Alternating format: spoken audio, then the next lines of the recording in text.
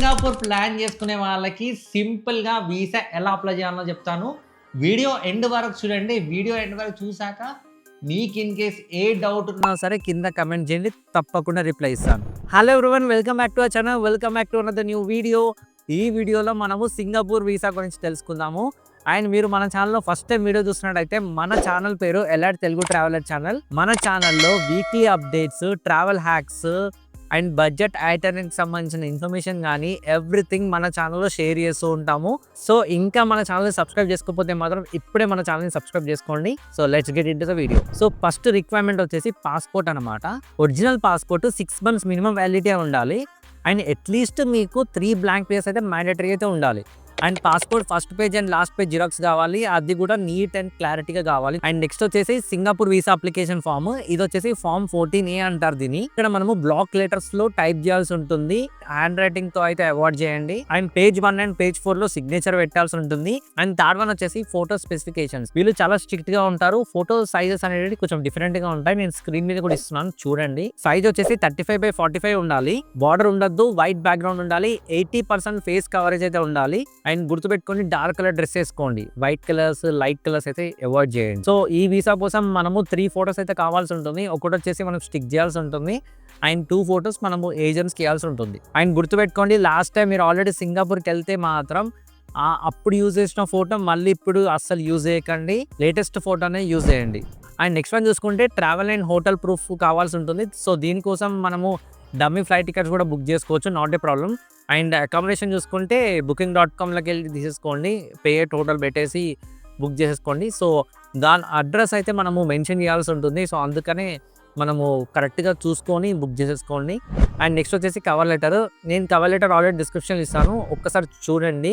నేను ఇచ్చిన డీటెయిల్స్ కన్నా మీ డీటెయిల్స్ ఫిల్అప్ చేసి సబ్మిట్ చేయాల్సి ఉంటుంది. అండ్ గుర్తుపెట్టుకోండి, మీరు సెల్ఫ్ ఎంప్లాయిడ్ అయితే మాత్రం లెటర్ హెడ్ మీద ఈ కవర్ లెటర్ ప్రింట్అవుట్ చేసుకొని అండ్ స్టాంప్ అండ్ సిగ్నేచర్ కూడా పెట్టాల్సి ఉంటుంది. ఇన్ కేస్ మీరు ఫ్రీలాన్సర్ అయినా సరే కరెక్ట్గా మెన్షన్ చేయండి మీరు ఫ్రీలాన్సర్ అని చెప్పేసి. లేదు మీరు ఎంప్లాయిడ్ అయితే మాత్రం ప్లెయిన్ పేపర్ మీద ప్రింట్అవుట్ చేసుకొని సిగ్నేచర్ పెట్టండి, సరిపోతుంది. అండ్ నెక్స్ట్ ఫైనాన్షియల్ డాక్యుమెంట్ చూసుకుంటే మీ బ్యాంక్ అకౌంట్లో మినిమం 80,000 బ్యాలెన్స్ అయితే మెయింటైన్ చేయాల్సి ఉంటుంది. And last 3 months bank statements అయితే మనం ఇవ్వాల్సి ఉంటుంది.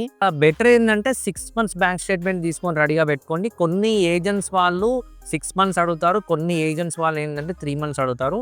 సో బెటర్ ఏంటంటే మీరు 6 months తీసి పెట్టుకోండి, చాలా బెటర్.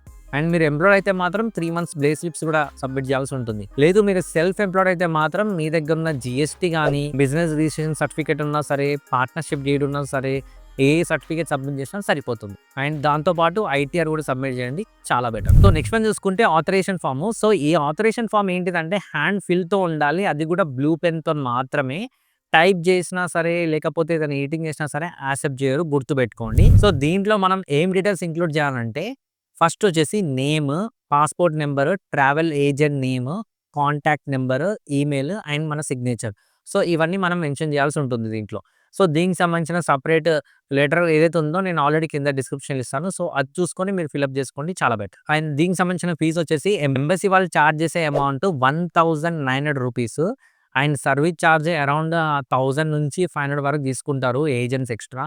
సో అప్రాక్సిమేట్లీ మీకు 3,500 దాకా ఉంటుంది వీసా కాస్ట్ అనేది. మోస్ట్లీ మీకు 3 to 5 వర్కింగ్ డేస్ అయితే వచ్చేస్తుంది. 30 days స్టేయింగ్ అయితే వాళ్ళు ఇస్తారు. గుర్తుపెట్టుకోండి, సింగపూర్ వీసా, దుబాయ్ వీసా ఇవన్నీ మనము డైరెక్ట్ సబ్మిట్ చేయడానికి ఛాన్స్ అయితే లేదు. మనము ఏదైనా ఒక ఆథరైజ్డ్ ఏజెంట్తోనే మనము వెళ్ళాల్సి ఉంటుంది. నేను చెప్పిన ఈ డాక్యుమెంట్స్ అన్ని మనం ఏజెంట్స్కి ఇవ్వాల్సి ఉంటుంది.